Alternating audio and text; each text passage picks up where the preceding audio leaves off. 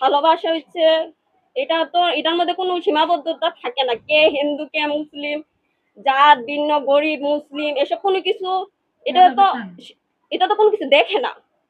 আপনি বলতেছেন ও হিন্দু ও মুসলিম, কিন্তু এটা ভালোবাসার মধ্যে এসব কোনো কিছু দেখে না, দেশ দেখে না, বিদেশ দেখে না, এটা কোনো কিছু দেখে না। মুসলিম বলি না, বলতেছি ওর যে চিনে না যে না, আমি ভালো, এটা তার বাবা মা আছে কিনা, হ্যাঁ, সে ওর বাবা আছে, ওর মা মারা গেছে 1 বছর বয়সে। আচ্ছা, সে যে ভালো মানুষ এটা ভেরিফাই করলেন কিভাবে? সে যে আপনাকে নিয়ে বিক্রি করে দিবেন এর গ্যারান্টি কি?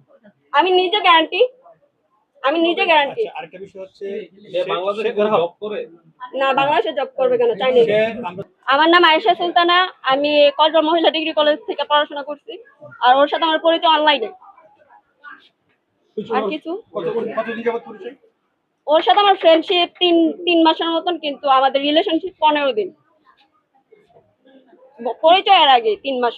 মানে বিয়ে হয়েছে 15 দিন? না না, বিয়ে হইতে গত মাসে 14 তারিখে, অলরেডি 1 মাস, 1 মাস হয়ে গেছে। সম্পর্ক ছিল কত মাসে? 3 মাস। 3 মাস পর বিয়ে করছে? না, 3 মাস আমাদের ফ্রেন্ডশিপ ছিল, তারপর 15 দিন আমরা একজন আরেকজনকে বুঝতে পারছি যে একজন আরেকজনকে বিয়ে করা উচিত, তারপর বিয়ে করছি। কিভাবে সম্পর্কটা হয়েছে আপনাদের? আমাদের ওয়ালটক। ওয়ালটক? জি। প্রথম পরিচয়টা কিভাবে হয়েছে? এটা ওয়ালটকে। ওয়ালটকে হয়েছে? জি। ওরে কি দেশে আপনি আনছেন না সে আপনার জন্য আসছে? সে আমার জন্য আসছে। কি বলছে সে আপনাকে? আমরা বিয়ে করব, কি বলবে, আমি একটা প্রাপ্তবয়স্ক একটি মেয়ে, আমি আর বিয়ে করার আমার আইনগতভাবে আমার বয়স হয়েছে, আমার 20-এর প্লাস, 21 বছরে পা দিছে, তাহলে আমি তো প্রাপ্তবয়স্ক, আমি বিয়ে করতে পারি। তাহলে আপনারা কি আর আচ্ছা, বলবো। বিদেশি নাগরিকদের জন্য বাংলাদেশের একটা আইন পাশ জানেন? হ্যাঁ, এখানে একাধিক কিন্তু ঘটনা ঘটতেছে। হ্যাঁ, বিদেশি মানে চীনা নাগরিকটা নিয়ে বিদেশে বিভিন্ন পতিতালয় বিক্রি করে দিচ্ছে। হ্যাঁ, এই ব্যাপারে আপনার মন্তব্য কি? বা পতিতালয় আপনারা যেরকম হাতের 5টা আঙ্গুল সমান না, আর যে জিনিসটা আপনারা বলতেছেন, এই জিনিসটা রাঙামাটি 2021 সালে হয়েছিল। রাঙামাটির ছেলেরা বলছিল যে আমরা চীনা না, রাঙামাটির ছেলেরা কিন্তু দেখতে হুবহু চাইনিজদের মতো, বলছিল যে আমরা চাইনিজ বলে অনেক মেয়ের সাথে রিলেশন করি, কিন্তু আসলে ওরা চাইনিজ না। পরে ওদেরকে আমাদের সরকারের তত এই যে আইন বিভাগের মানুষ ওদেরকে উদ্ধার করছে, কিন্তু ওরা চাইনিজ না। আপনারা কি মনে হয় চাইনিজের মতন এরকম একটা উন্নতশীল দেশ আপনারা এরকম করবে? আমরা বাংলাদেশের থেকে অনেক উন্নত।